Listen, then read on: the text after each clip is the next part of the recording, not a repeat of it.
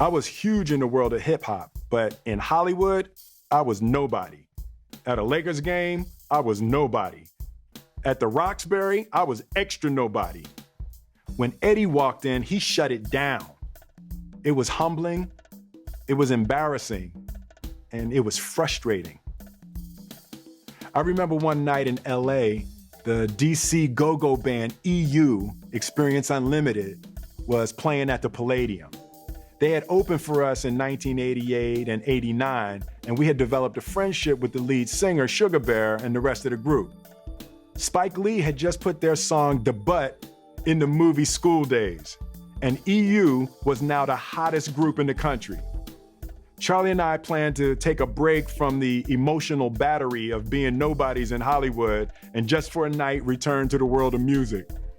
We headed to the Palladium and rolled up to the backstage entrance. Hordes of groupies and fans all pleading with the bouncers about how their cousin left a ticket, but the will call is closed. The usual crap that makes security guards just look over their heads and ignore them.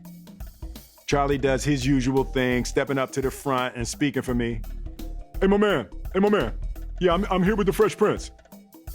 The who? The security guard says, looking past Charlie to me. I always hate these kinds of moments where I have to stand there and try to look recognizable. Because now everybody is staring at you to see if you're famous enough to pass the bouncer test. You out on a limb. And when you just flopped an album, it's a thin and rickety branch. The Fresh Prince, man. The Fresh Prince. You know, Jazzy Jeff and them, Charlie clarified.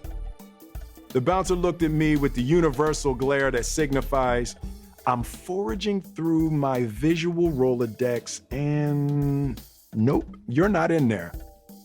If y'all ain't got tickets, you're gonna need to move to the back. Just then, the door opens and Sugar Bear from EU sticks his head out and looks around. I made a rookie error. I overcommitted.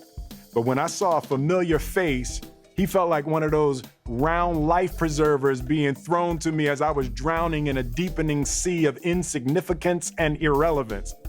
Before I could stop myself, I blurt out, "Hey, Sugar Bear!"